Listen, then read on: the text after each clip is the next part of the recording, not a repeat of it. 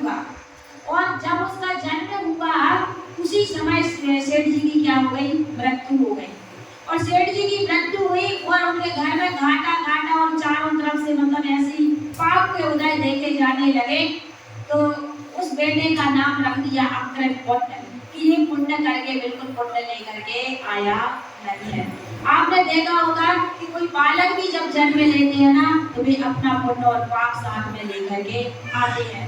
दरअसल में इसके पहले की एक घटना की वो पूर्ण भाव में जो अक्रत पुण्य जिसका यहाँ जन्म हुआ था, पूर्ण भाव में एक इसने मंदिर की चोरी करी थी और वैष्णव में उस पाप पैसे को खर्च किया था। कारण वैष्णव में उसको पाप कार्यों में उस मंदिर के द्रव्य को खर्च किया था, जिसके कारण वो अक्रत पुण्य माने पुण्यहीन हुआ था। और जब उसका यहाँ जन्म होता है, उस सेठ जी की मृत्यु हो जाती है, उसकी माँ अकेली रहती है और घर में कोई नहीं रहता। इसका बहुत बड़ा से पिताजी का बहुत बड़ा एक कारखाना होता है, लेकिन जब कोई संभालने वाला नहीं होता तो वो भी हाथ से चला गया। अब वो कारखाना भी, दुकान भी, सब कुछ चला गया। अब कोई जब कमाने वाला नहीं है तो क्या हुआ, धीरे धीरे धीरे धीरे जो घर की सामग्री थी वो भी खत्म होने लगी। कब तक चलेगा अगर आवक है नहीं है ना, आमदनी है नहीं है, तो खर्चा होगा तो एक ना एक दिन तो खाली होगा। तो उसका वो पूरा खाली हो गया और ये ऐसी नौबत आ गई कि 2 दिन से वे लोग भूखे थे, घर में कुछ खाने के लिए नहीं था। कितना पाप का उदय आया उनका कि घर में कुछ भी खाने को नहीं है। और अक्रत जो पुण्य जिस बेटे का नाम था तो वो मात्र 6 साल का हुआ था, 6-7 साल का था और उसकी पूरी की पूरी संपत्ति खत्म हो गई। 5-6 साल में पूरा मतलब समझ लेना घर का माहौल ही बदल गया। इतना पाप का उदय आया। उसने देखा कि घर में जब कुछ नहीं है तो माँ ने 2 दिन से भोजन नहीं किया था और बेटा भी दिन भर का भूखा था। लोग बच्चे उसको चढ़ाते हैं, है ना, लगाते हैं, मारते हैं, पीटते हैं।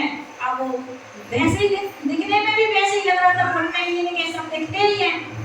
तो किसी ने कहा कि भाई तुम ऐसे भूखों कर रहा हो, कब तक रहोगे, तुम कुछ कमाओ धमाओ, कुछ कमाने जाओ। इसका मैं कहाँ जाऊँ कमाने? उन्होंने कहा पास में एक कारखाना है, वहाँ पर नौकरी मिलती है और जो लोग वहाँ जाते हैं तो उन्हें पैसा भी मिलता है। उसने कहा ठीक है मैं चला जाता हूँ। तो वो लड़का कमाने के लिए अक्रत पुण्य उस फैक्ट्री में काम करने के लिए जाता है। लेकिन सोचो जिस फैक्ट्री में वो काम करने के लिए जाता है वो कोई किसी और की नहीं थी, उसके पिताजी की वो फैक्ट्री, उसी पिताजी की वो फैक्ट्री थी जहाँ वो काम करने के लिए गया है।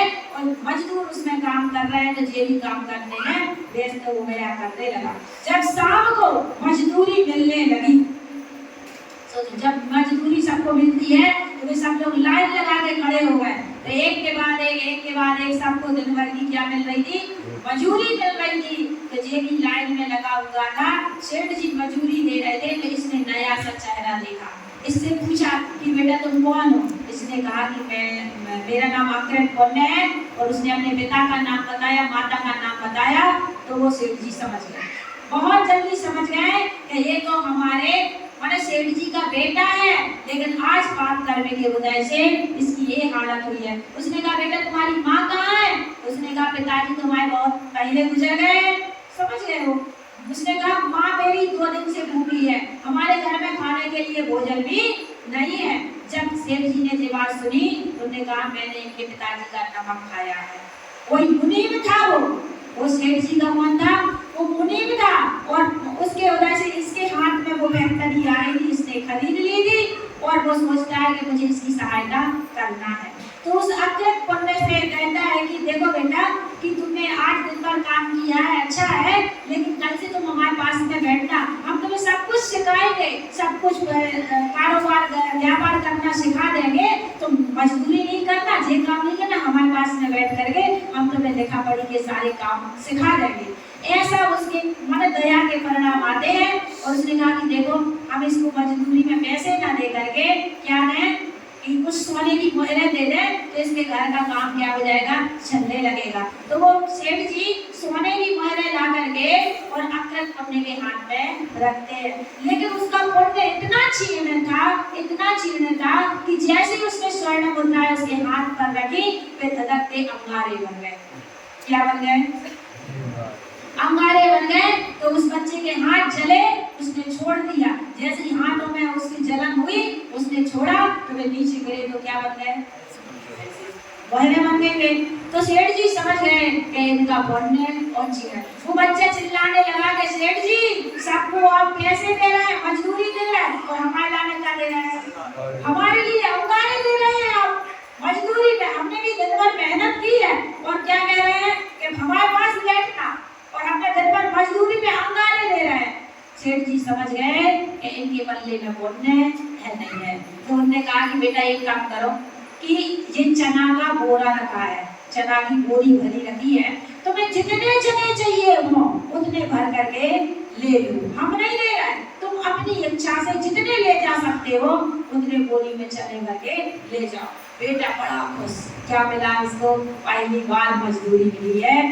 तो उसने बोरी में चने भरे, एक थैला था, उसमें भर करके और पीठ पर लाद करके, और बढ़िया खुशी खुशी जा रहा है कि आज मेरी माँ बहुत खुश होगी कि मैं कमा करके लाया हूँ। सबका पेट भर भोजन मिलेगा, माँ को पेट भर भोजन मिलेगा, मुझे पेट भर भोजन मिलेगा। बड़ा खुश होकर के जा रहा है। लेकिन पाप का उदय किसी को छोड़ता नहीं है। उसके जो पीठ पर वो थैला लेकर के जा रहा था, उसको नीचे से छेद था, फटा हुआ था, सारे चने सड़क पर फेंक के जा रहे हैं, और बेटा खुश होकर के घर जा रहा है क्योंकि चने लेकर के जा रहा है।